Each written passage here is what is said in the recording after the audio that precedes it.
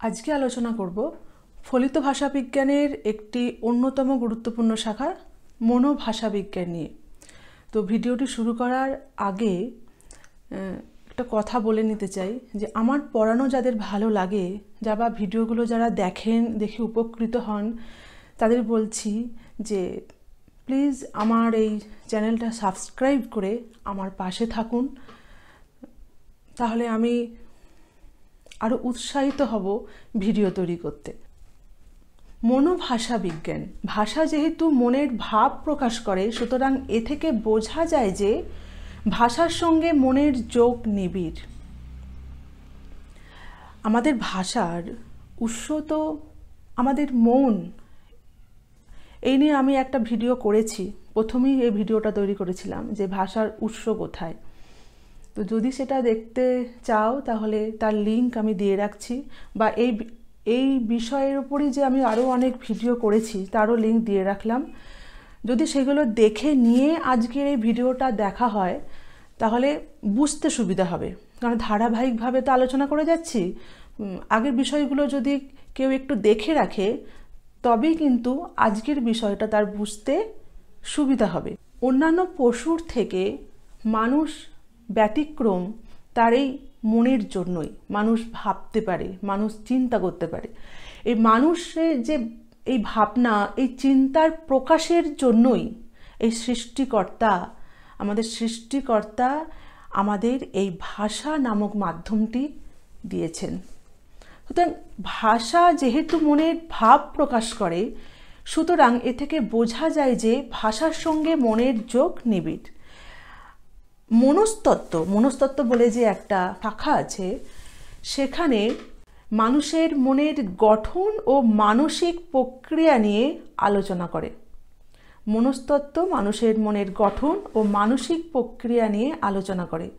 আবার অন্যদিকে ভাষা সেই মানসিক প্রক্রিয়ারই বহিঃপ্রকাশ। মনোভাষা বিজ্ঞানীরা এই ভাষা ও মনের সম্পর্ক নিয়ে আলোচনা ও গবেষণা করেন। মনোভাষা বিজ্ঞান সবচেয়ে উল্লেখযোগ্য ভূমিকা নিয়েছে শিশুর ভাষার ক্ষেত্রে। এটা ছোট প্রশ্ন হিসেবে ভীষণ গুরুত্বপূর্ণ যে মনোভাষা বিজ্ঞান সবচেয়ে গুরুত্বপূর্ণ ভূমিকা কোন বিশেষ ক্ষেত্রে নিয়েছে। মনোভাষা বিজ্ঞান সবচেয়ে উল্লেখযোগ্য ভূমিকা নিয়েছে শিশুর ভাষার ক্ষেত্রে। কিভাবে তারা কথা বলে, কিভাবে বাক্য তৈরি করে, তার ধারাবাহিক বিশ্লেষণ করে মনোভাষা বিজ্ঞান। মনোবিদরা আমাদের মনের মধ্যে যে বিভিন্ন মানসিক প্রক্রিয়া চলে এবং মনের গঠন নিয়ে আলোচনা করেন। এবার মনোভাষা বিজ্ঞানীরা এই মনের সঙ্গে ভাষার কি সম্পর্ক সেটা নিয়ে আলোচনা করেন। সুতরাং আশা করি বুঝতে অসুবিধা হয়নি। মনোবিজ্ঞান বা মনস্তত্ত্ব এবং ভাষা বিজ্ঞান, এই দুটোর সংমিশ্রণ ঘটেছে মনোভাষা বিজ্ঞানে। মানুষের মনের গঠন ও মানসিক প্রক্রিয়ার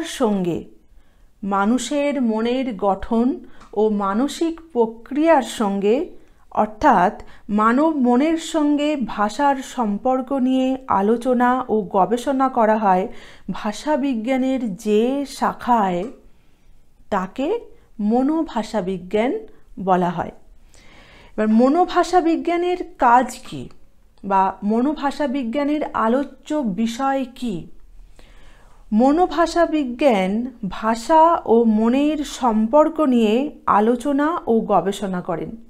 মনোভাষা বিজ্ঞান ভাষা ও মনের সম্পর্ক নিয়ে আলোচনা ও গবেষণা করেন।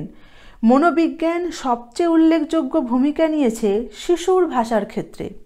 কিভাবে তারা কথা বলে, কিভাবে বাক্য তৈরি করে, তার ধারাবাহিক বিশ্লেষণ এখানে করা হয়। শুধু ভাষা শিক্ষার নানা দিকেই মনোভাষা বিজ্ঞান আলো ফেলে না, পাশাপাশি মানসিক পশ্চাৎপরতাও যে ভাষার উপর কিভাবে প্রভাব ফেলে সে বিষয়েও আলোচনা করে। আমি একবার বলছি যে মনোবিজ্ঞানের কাজ কি, বা মনোভাষা বিজ্ঞানের আলোচ্য বিষয় কি। যদি এভাবে প্রশ্ন আসে তাহলে লিখতে হবে যে মনোভাষা বিজ্ঞান ভাষা ও মনের সম্পর্ক নিয়ে আলোচনা ও গবেষণা করেন।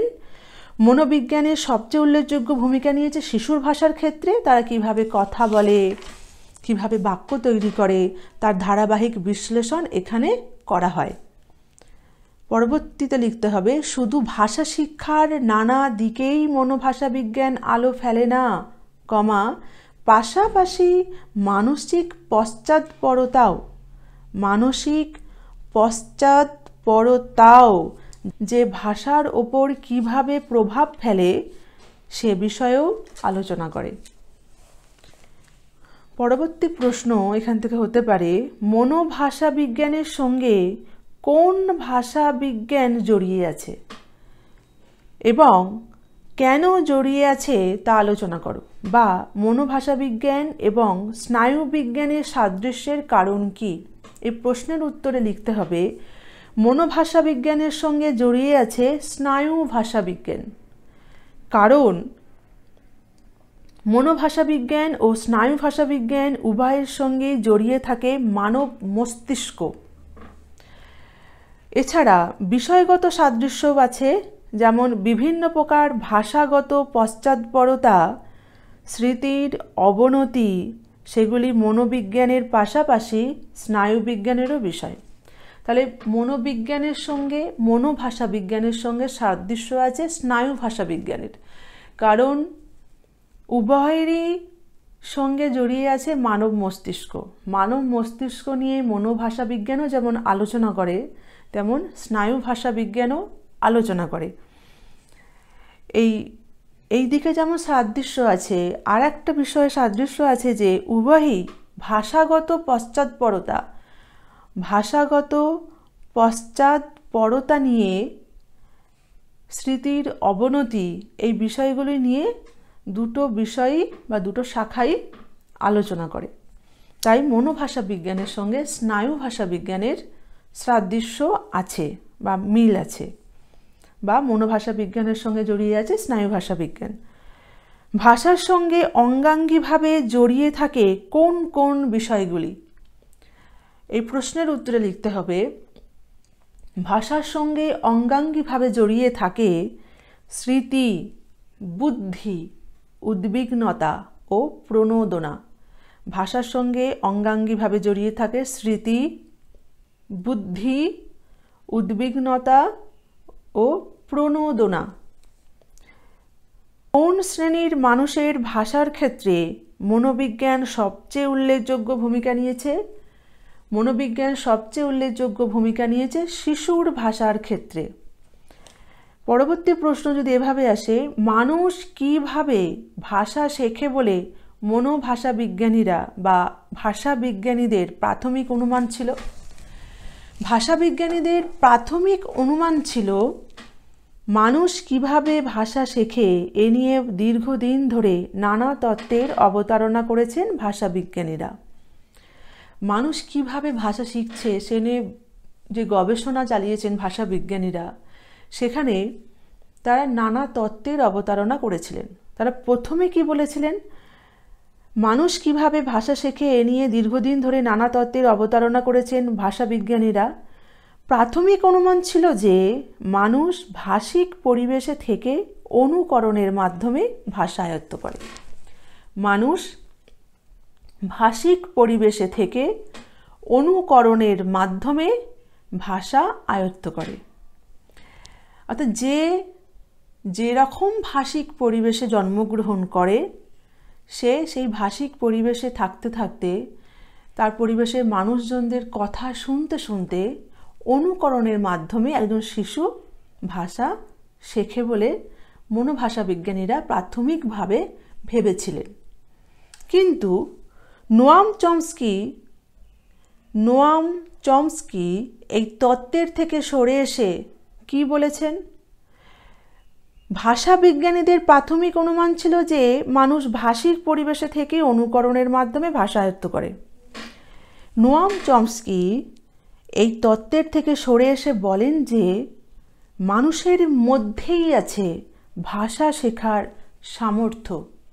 তিনি কি বলেন, যে শুধু ভাষিক পরিবেশে থেকেই অনুকরণের মাধ্যমে ভাষা শিখছে সেটা ঠিক নয়।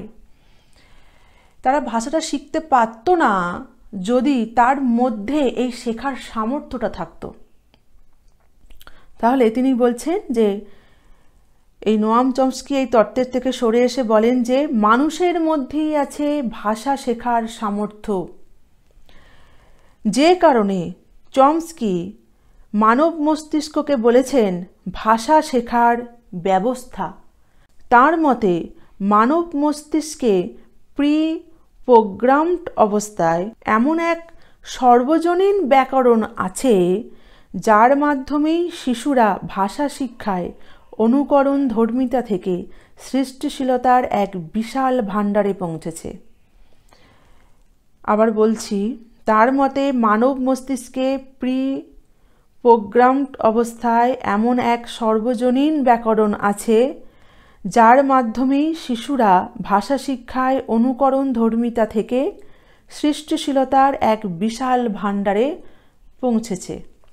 তার মতে মানব মস্তিষ্কে প্রি প্রোগ্রামড অবস্থায় এমন এক সর্বজনীন ব্যাকরণ আছে যার মাধ্যমেই শিশুরা ভাষা শিক্ষায় অনুকরণ ধর্মিতা থেকে সৃষ্টিশীলতার এক বিশাল ভাণ্ডারে পৌঁছেছে। প্রি প্রোগ্রাম পরফলা হস্যই হাইফেন পরফলা ওকা গড়ফলা আকা ম ড।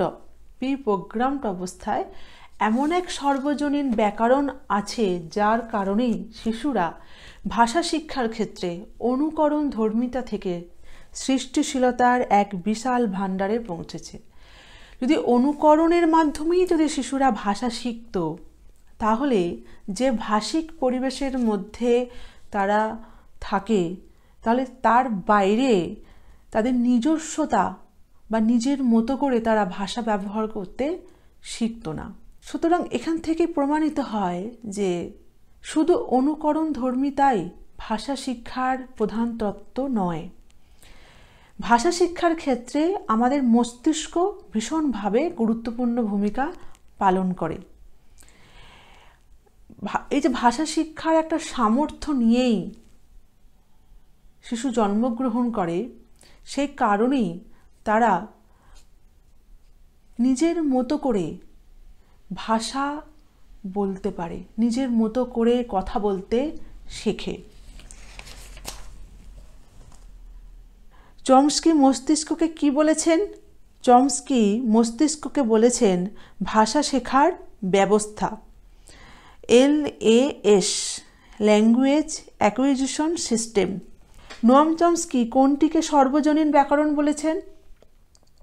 ভাষা শিক্ষার উপযোগী যে ব্যাকরণ, ভাষা শিক্ষার উপযোগী যে ব্যাকরণ জন্মগতভাবেই মানব মস্তিষ্কে অবস্থান করে তাকেই নোয়াম চমস্কি সর্বজনীন ব্যাকরণ বলেছেন। ভাষা কথা বলতে পারার এই ক্ষমতাটা একজন শিশু জন্মগতভাবেই সেই সামর্থ্যটা নিয়ে জন্মায়। তাই এক সর্বজনীন ব্যাকরণ মানব মস্তিষ্কে থাকে, যে কারণেই যে ভাষিক পরিবেশের মধ্যেই সে থাকুক না কেন সে কথা বলতে শেখে। বা একজন শিশু একই সঙ্গে অনেক ভাষাতেও কথা বলতে শেখে। যারা ইংলিশ মিডিয়াম স্কুলে পড়ে, বাড়িতে বাংলা ভাষায় কথা বলা হয়, স্কুলে যখন যায় সেখানে ইংরেজিতেই তারা কথা বলে এবং তারা কিন্তু এই যে পদ্ধতিটা, বাংলা ভাষার একরকমভাবে তার গঠন, ইংরেজির গঠন অন্যরকম, হিন্দিতেও তার কিছুটা পার্থক্য থাকে। একজন শিশু কিন্তু এই তিনটে ভাষাই সমানভাবে বলতে পারে। সুতরাং সে বলতে পারতো না কোথায় কিভাবে কথা বলতে হবে সেটা তারা জানে। এমন অনেক শিশুকে আমি দেখেছি যারা কেউ যখন হিন্দিতে কথা বলে তো সে বাংলায় কথা বলে না, সে চেষ্টা করে হিন্দিতেই কথা বলতে, বাস তাকে হিন্দিতেই কথা বলতে হবে বা তার যে কিভাবে কথা বলবো সেটা তো তার বাবা মা তাকে নাও শেখাচ্ছে না, সে তো নিজেই বিভিন্ন দিক থেকে শিখছে, বা তার ভাষিক পরিবেশ তো সেটা নয়, তাহলে তো সে সেটাই শিখতো, বাকিটা শিখতো না।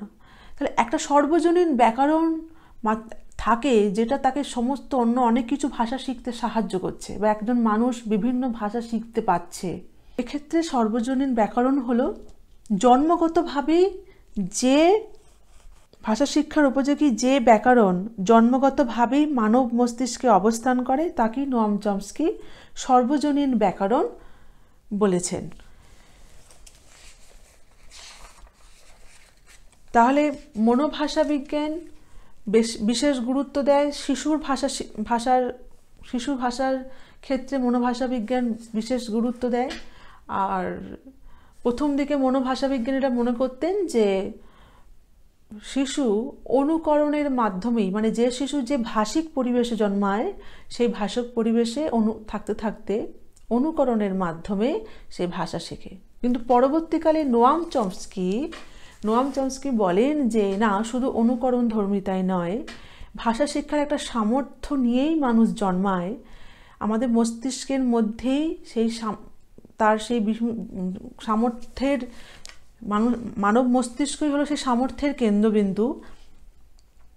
আমাদের মানব মস্তিষ্কই ভাষা শিক্ষার ক্ষেত্রে বিশেষ গুরুত্বপূর্ণ ভূমিকা গ্রহণ করে। তাই তিনি মস্তিষ্ককে ভাষা শিক্ষার যন্ত্র বলেছেন বা ভাষা শেখার ব্যবস্থা বলেছেন। ভাষা শেখার যন্ত্র নয়, ভাষা শেখার ব্যবস্থা বলেছেন। এখানে এমন এক ব্যাকরণ থাকে, সর্বজনীন ব্যাকরণ থাকে, যা একজন শিশুকে ভাষা শিখতে সাহায্য করে। আর মনোভাষা বিজ্ঞানের সঙ্গে স্নায়ু ভাষা বিজ্ঞানের একটা যোগ আছে, কারণ উভয়েরই মূল বিষয় হলো মানব মস্তিষ্ক। আজকে এই পর্যন্তই। আমার পড়ানো যদি তোমাদের ভালো লেগে থাকে অবশ্যই একটা লাইক দিও, শেয়ার করতে একদম ভুলো না, আর এই চ্যানেলটা সাবস্ক্রাইব করে আমার পাশে থাকতেও ভুলো না।